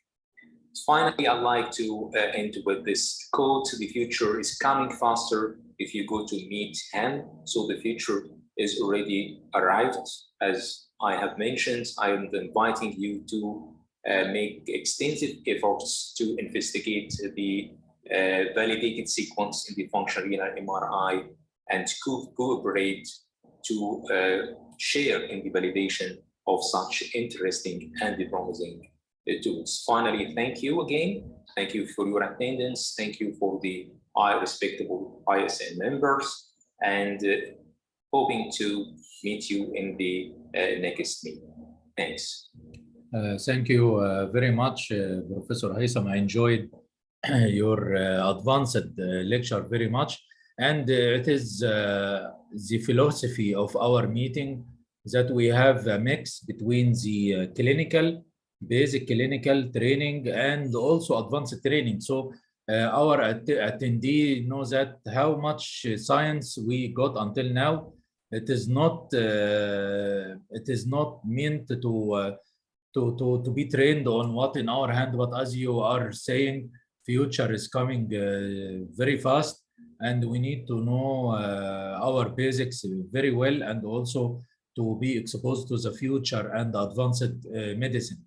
So I will leave the mic for you to speak as you are with us today.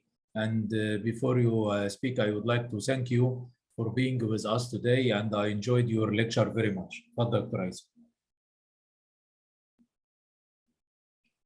Haytham. Thank you, Dr. Ahmed, and thank you for your kind invitation for this promising and successful educational hub for the International Society of Nephrology, which held in every year. This is the 7th course. So I'm congratulating you for this success and this promotion, especially in the developing countries like in Egypt, which is actually a very promising step.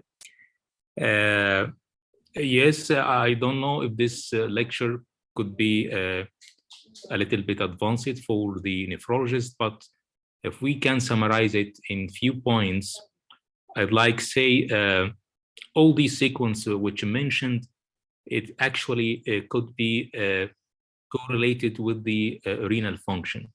Example for the serum creatinine, for the GFR, and could be actually, this is the current research workup which already we started to initiate in urology and the nephrology center using these recent research tools, especially in the case of assessment of renal transplant.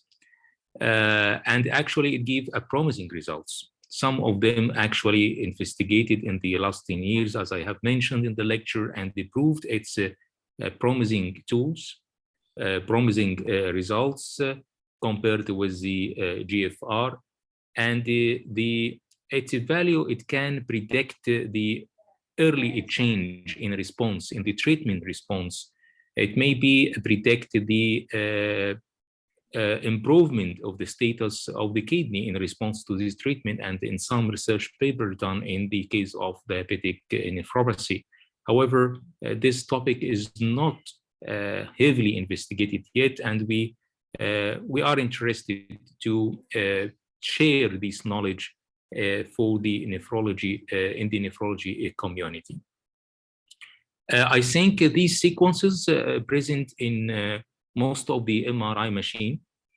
So maybe my message to ask about these sequences in your departments and collaborate with the radiologist, and they try to think how can use it effectively to produce more productive data, which could be helpful for the future in the topic of the nephrology.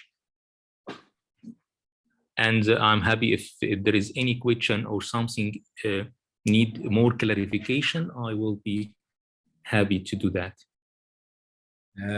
Actually, most of the nephrologists, Dr. Aysam, care about contrast nephropathy. So they are struggling with the radiology department to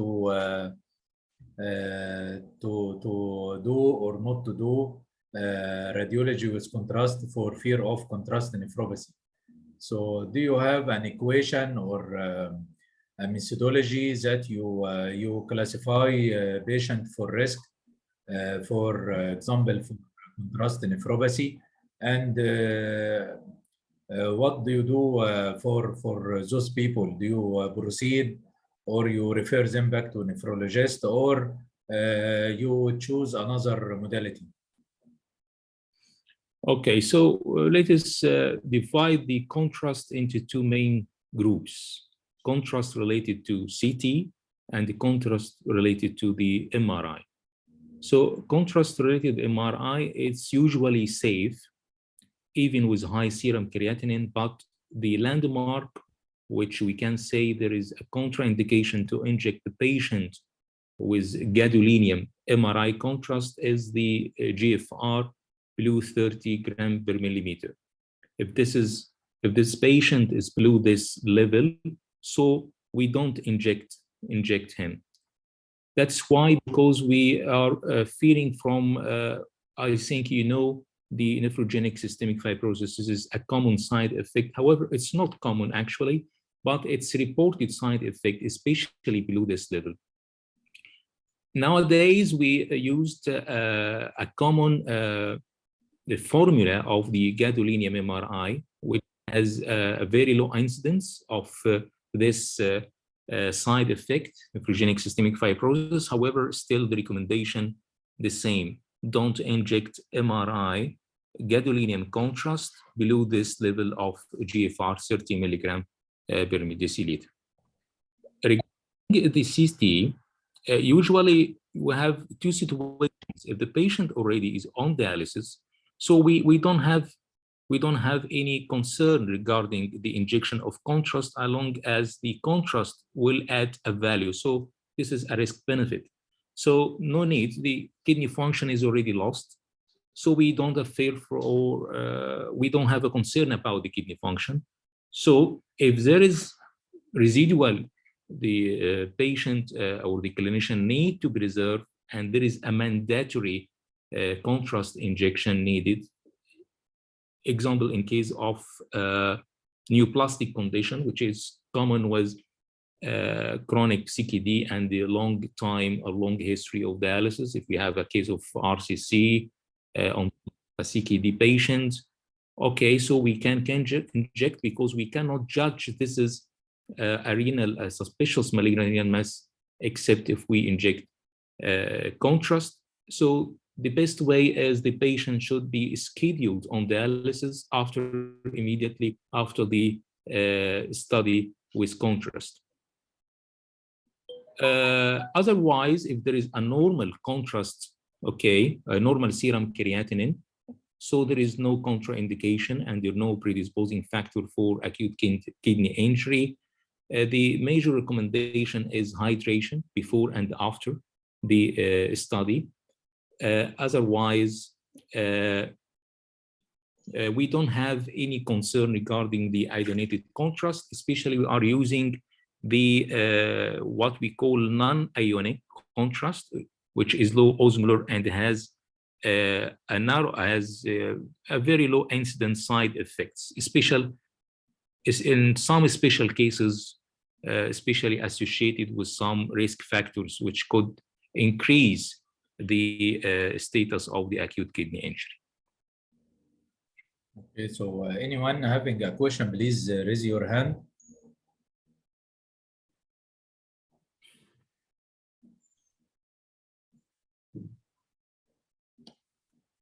So it looks like Dr. Haitham, everyone is satisfied with your presentation and your answers about contrast nephropathy. I thank you very much for your presence with us today. I know that it is very difficult to find time to be with us. Thank you very much for being with us today. And you are welcome to continue with us. We will go to Dr. Olisi Jomo from Nigeria to talk about the experience of Nigeria in transplantation. Thank you, Dr. Ahmed, and you're welcome. Thank you, Dr. Haitham. Thank you.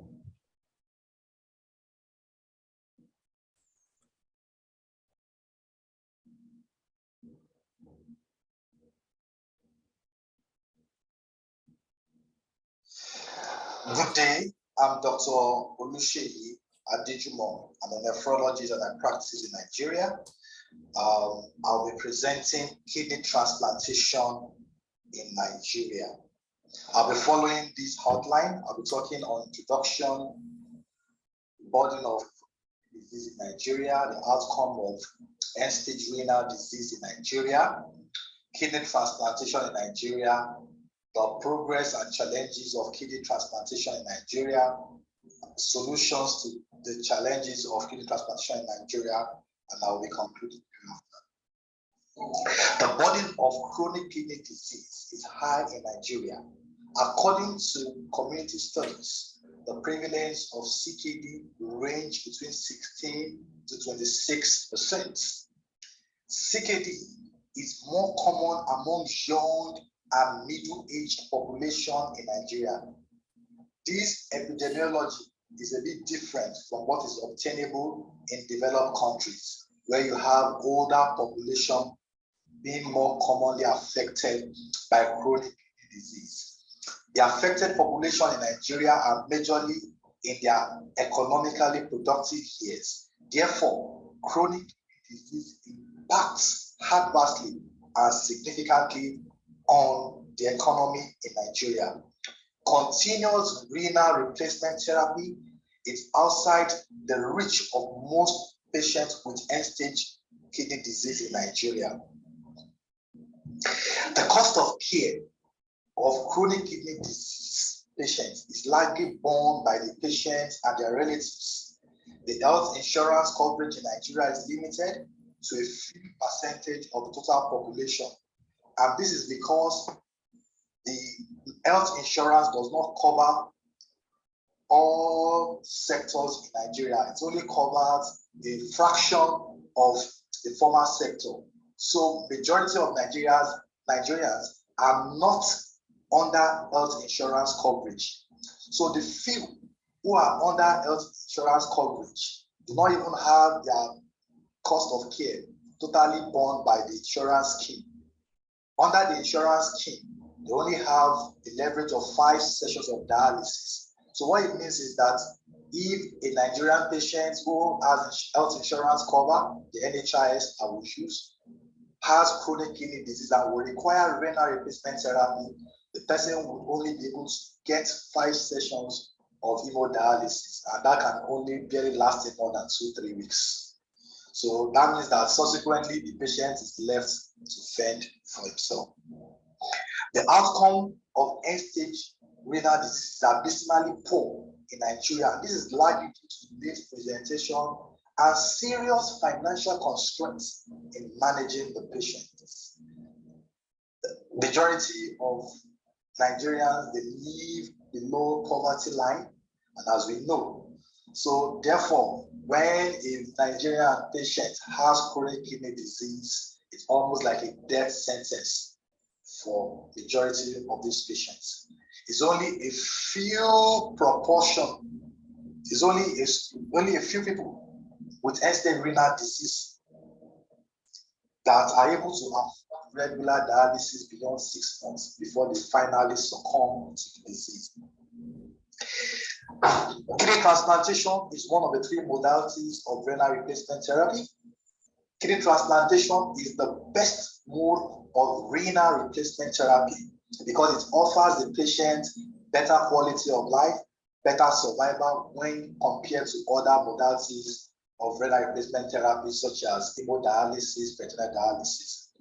The cost of kidney transplant in Nigeria presently is about $20,000 to $25,000 US. The first kidney transplantation that was done in Nigeria was about 22 years ago in the year 2000, and it was done in a private hospital. Prior to the last 10 years in Nigeria, majority of patients who have kidney transplants usually travel outside Nigeria, especially they travel to India to get their kidney transplantation. There's a lot of medical tourism in Nigeria. However, in the last 10 years, things have started changing. There have been increase in the patronage of indigenous transplant centers in Nigeria. In Nigeria, what is done is live donor transplantation. We don't have facilities, logistic support through disease donor transplantation. We don't even have enabling laws and legal framework to support disease donor transplantation. Some progress have been made in kidney transplantation in Nigeria, usually the last 10 years.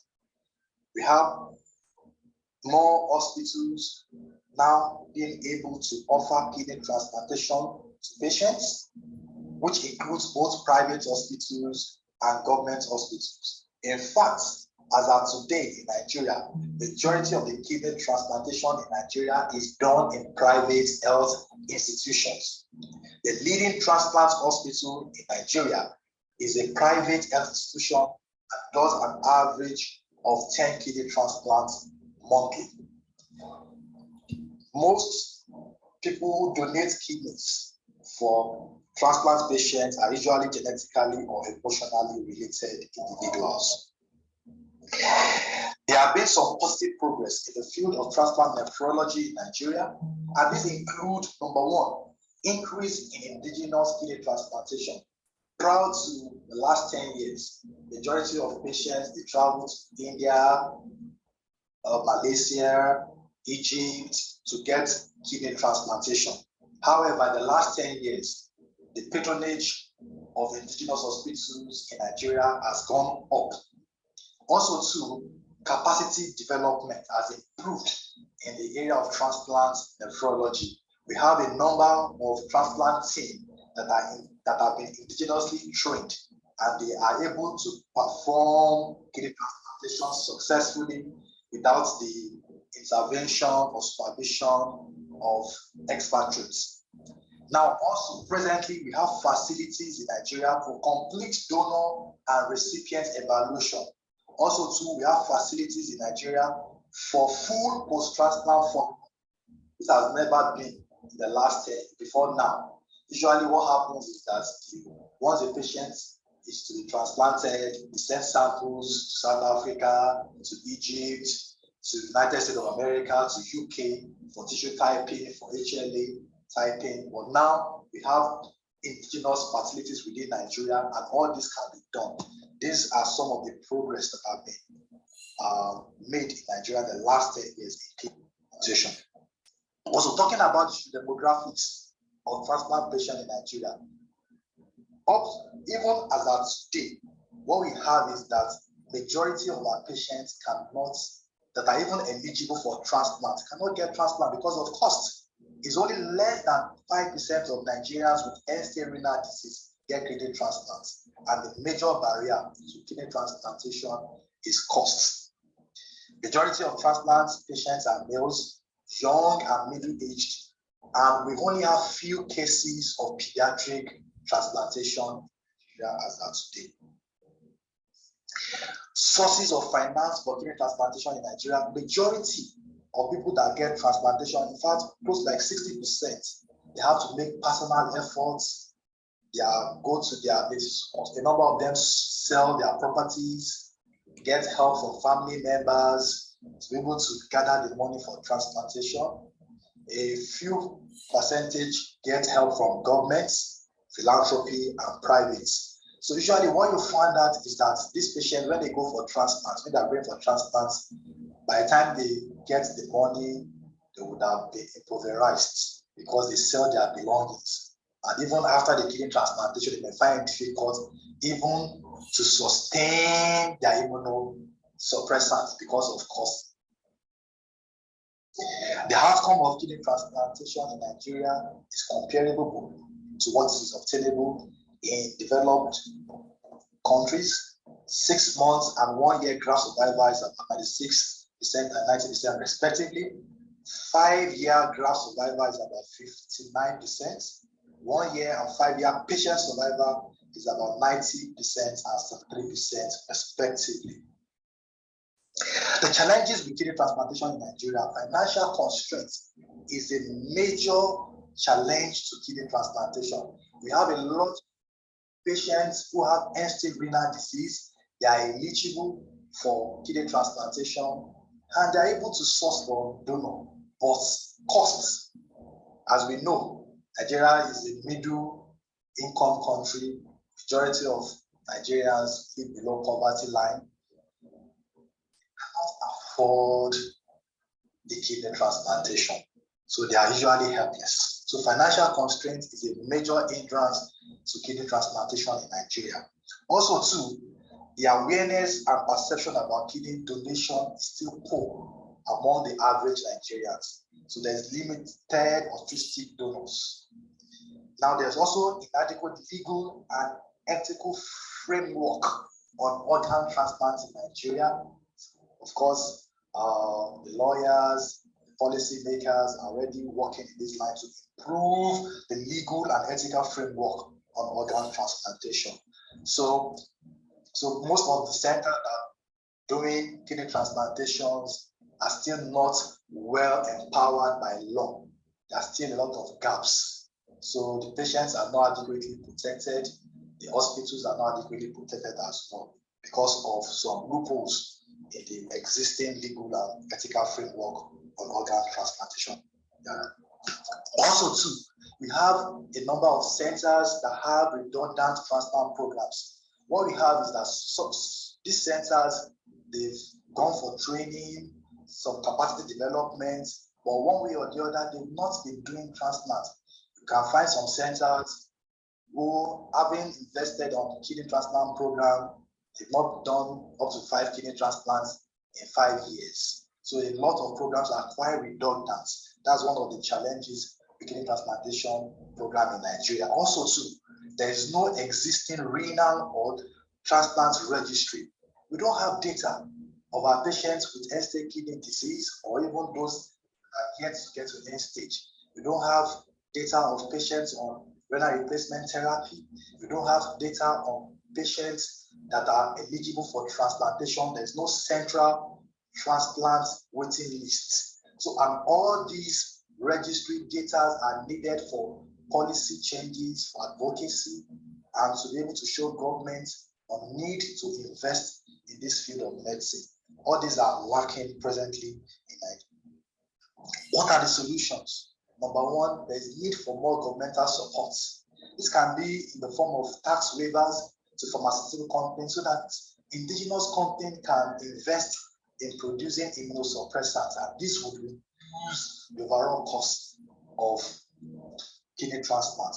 Also, too, there's a need to expand the health insurance so as to cover many companies, industries in the formal sector, and also to cover the informal sector, which constitutes the bulk of the workforce in Nigeria.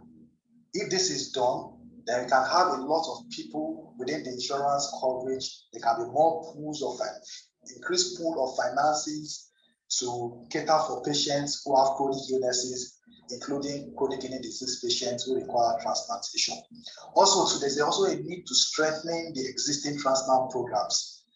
We don't really need many transplant centers in Nigeria. We can have regional transplant centers of excellence where other peripheral hospitals, government hospitals can refer their patients to those centers. Those centers can be more empowered. They can do more transplant surgeries, follow up patients more. They can develop capacity. People that are interested in transplant medicine can go to those centers to gain experience, and we can strengthen the transplant programs in Nigeria. Instead of having several centers, the majority of them only do 1 to 2 transplants a year. Also, too, there's a need to create more awareness on organ donation so people can see the safety, the relative safety of organ donation, and people can be encouraged to donate kidneys even with minimal or no incentives.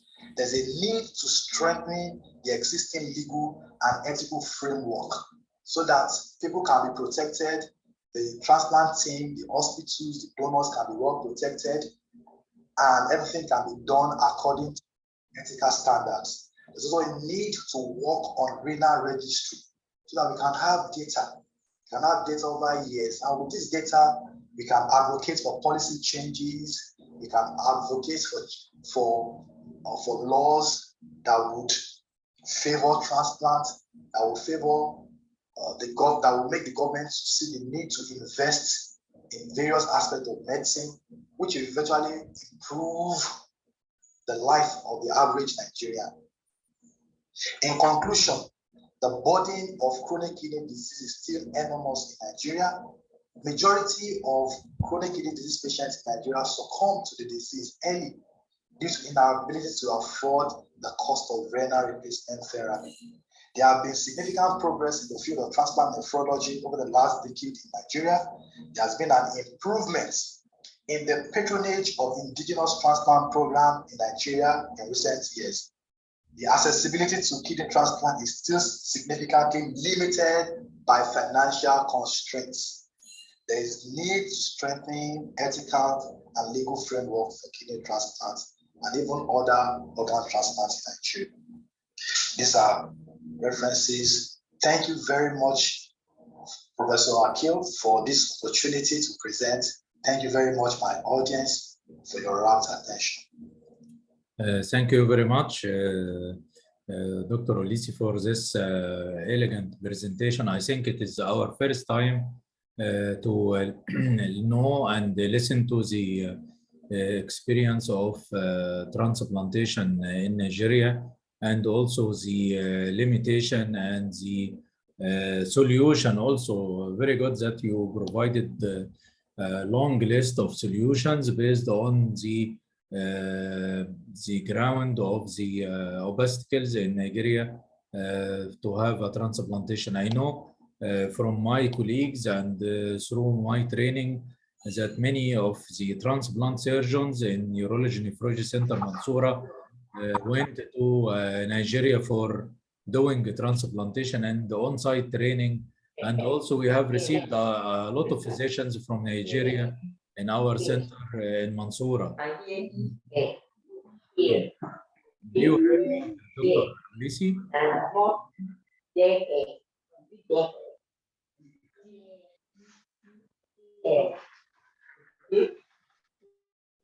Dr. Olisi? Yes, good evening, Prof. I'm on. Okay. So please, everyone who have any question, can you raise your hand to ask Dr. Olisi that he is with us today? We'll start with Dr. Ben. He will ask Dr. Ben in our situation in the south of Sudan. So do you think, Dr. Ben, it is the same condition in Sudan like Nigeria, or it is a different condition? Dr. Ben? Yes, Prof. Yes, I think what Doctor has presented, I think is similar situation in most African setup. You will see is very difficult for a patient who's diagnosed with any renal disease to access hemodialysis at first, because most of the dialysis is paid out of pocket. So it's really very challenging in most of the African setup. Only a few countries, they have a national insurance, like for example in Kenya, that can cover dialysis for patients. So patients actually they enjoy dialysis.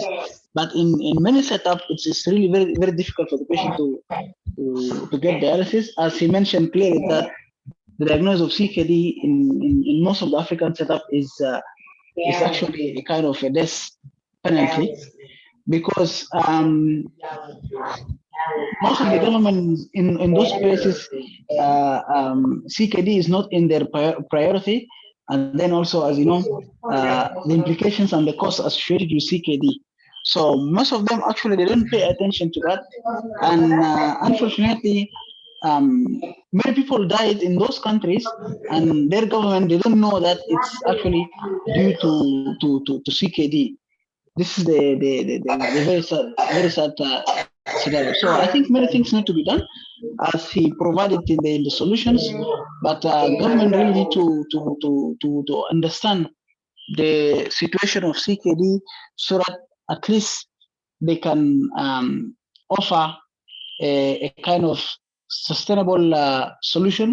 Although government cannot do the whole job, but at least what is coming from government should show up clearly that there's a help and there's a consideration for patients who are having CKD, because without putting that in consideration and then working with other society and to provide the help, it will be very difficult.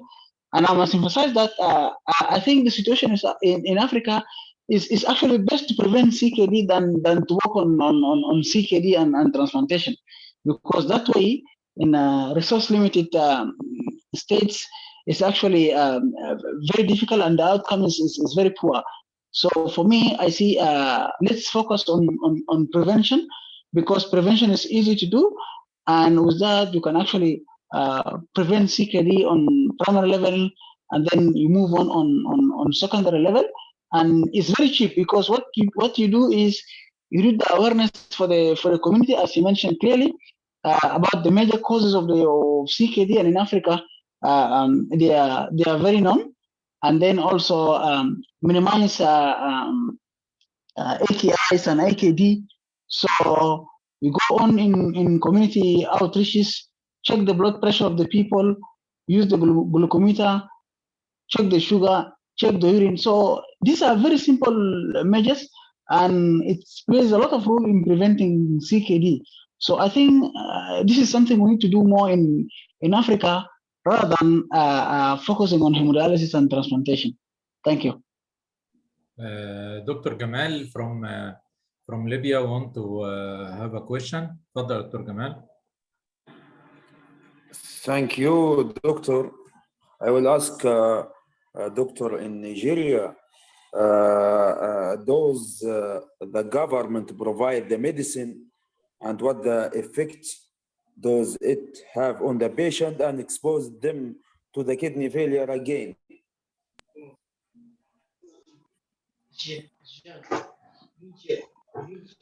Okay. Thank you very much, Prof. Usually for most patients in Nigeria, the insurance presently does not cover for the immunosuppressant therapy. So usually what happens is that is the patient that source for funds to do their majority source for funds to do their transplant and to sustain their immunosuppressant therapy. So the major challenge is that even having done the transplant, a number of them cannot sustain their immunosuppressant therapy. So they start cutting down on their medications because of cost. And before you know it, most of them will have episodes of rejection, chronic rejection. And before you know it, a lot of them would lose their graft, even within few years of transplantation, because inability, they cannot afford the immunosuppressant for more than about 2-3 years. They start cutting it down and eventually they go back to dialysis. So that is the experience for majority of the patients.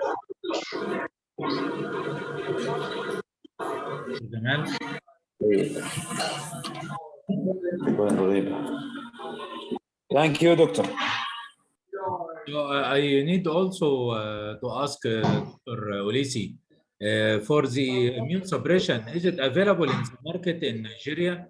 If the patient have money to buy his medication, is it available, or also there is a shortage of medication itself? They need to import it from another country. Oh, okay. Yes, sir. Before now, several years back, most patients, they get their drugs mainly from India. They do bulk purchases. But now, that's one of the developments that has happened in the recent years.